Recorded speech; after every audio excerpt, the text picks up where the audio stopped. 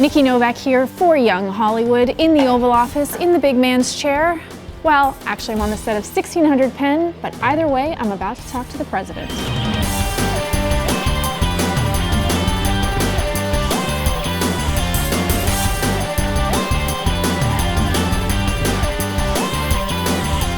I am here with the president in the White House, in the president's bedroom. I'm here with Jenna Elfman, great to see you. I'm here with Jason Warner, the co-creator of the show. I'm here with Josh Gad, one of the stars of 1600 Penn. Bill Pullman, how are you? Very good. This is access, like rare access into the White House. Yeah. I'm assuming this is wardrobe. This is definitely wardrobe. Would you ever wear a rose type paraphernalia on any of your own sort of attire? I think my fashion sense is a bit different. I think it probably skews a little edgier. The reason I have you standing here in a hallway Yes, is tell every me. political show has a walk and talk. West Wing Yes. and Us. You're right. I've noticed the bedside book choice of reading is The Seduction of Hillary Rodham Clinton. Is that yours or is that Jenna's? That's Jenna's side. Okay, that's her side of the bed. That's my side over there. Is it hard to remember lines and do the walk, the speed It walk is at the very same hard. time? Like I can remember the lines and then I'll walk and I'll fake, I'll fake the rest of the line. Yeah. But it's very hard I usually have to stop before I finish the sentence. So this is your second term, basically. You played the president in Independence Day. Yes. What are you hoping to accomplish with this term of your presidency? Well, this is a great chance to inhabit a world that I didn't have the time for in my first term. I wouldn't describe myself as presidential. Napoleonic, Really? but not presidential. Well, how so? Well, I'm very small. And yet I like to bark orders at other people. Do you? I do a lot of pointing. You do? I do a lot of gesticulating. Okay. And yet I'm in a compact package. So should we do like a little improv? Yeah, we totally Let's we pretend can. I'm the president Great. for a second. Okay. Mr. President, you look so beautiful today. You Thank you look far so different much. than you've looked in previous episodes or in your films such as Independence Day. I do look quite different, don't I? Yes. Do you think, even though I'm going to be in the Oval Office today, do you think that my dress? Give me a political answer. Does my dress look like a tapestry? Does it look like it belongs in the White House? The political answer is no. The truthful answer is yes, absolutely. Okay, so for example, if I was to mug to the camera and I wasn't supposed to, Yeah. and you were my director, how would you bark and order at me to stop? I would say, why don't you sit back? See, I would speak in an appropriate volume though. Okay, but I feel like this is my best light right here. Well then, you know what? I would encourage you to take your moment in that light. Okay. And then I would say, you know what? We've got that. Okay. Let's try a different version Oh. where you're not sitting forward. I nailed that one. Yeah. How's that? That's great. See, now what I would do in the editing room is only use this part where you're leaning back.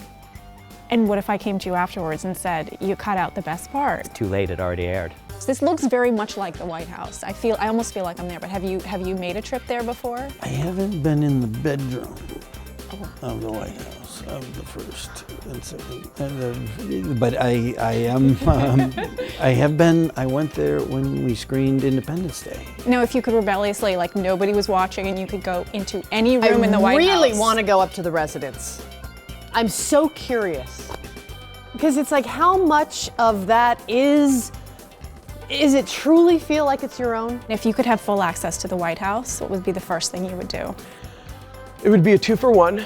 I would go to the bowling alley and I didn't even know there was a bowling alley in the There's White House. Absolute bowling alley, and then I would go to the Situation Room and start making prank calls. Like, does the residence in the White House truly feel like your own residence? Do you actually feel like you can get privacy anywhere? Right. Is it off limits to Secret Service, or are they dotted in the hallways of your residence hallway? And then I would pay the price. Then the Who would country you would pay the call? price. Who would you I'd call? call Russia and just create chaos. If you're in a fight with your husband, because if you're in a marriage, you fight sometimes. Right.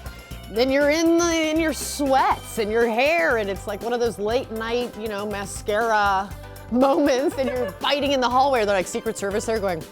And then I'd call North Korea and pretend that I was Russia. And then I just get everybody involved, and it would be a dark night. And what's it like to be a Secret Service guy?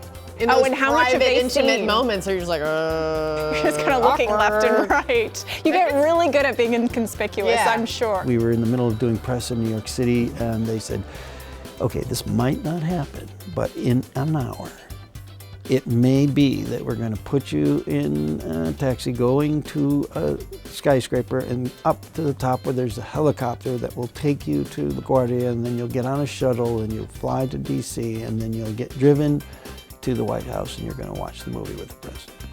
And, Wow. so And it that was a happened. long hour. Welcome to our kitchen. Thank This you. is our kitchen. This is where we have breakfast, lunch, sometimes dinner. Yes. And this is the family. This is a family. This is the family that's slightly dysfunctional. Slightly dysfunctional. It's always good to have a full stack of pistachios on your in your house. Now, if you were going to run for president, what would your campaign slogan be? It's time we had a Jew. I think just based on that alone, I would vote for you. Thanks. And the delivery. Well, yeah, you got to give it a little. Can I revise the slogan? Go I'm for gonna it. Try Yeah. again. I think you did really well with the first one, but Why not a Jew? Like that, because you want to just ask, maybe, and then maybe make people feel a little guilty that they haven't voted for a Jew yet. any New Year's resolutions? I haven't even gotten that far yet. Have you made them in the past? Do you generally make them? Oh, sure.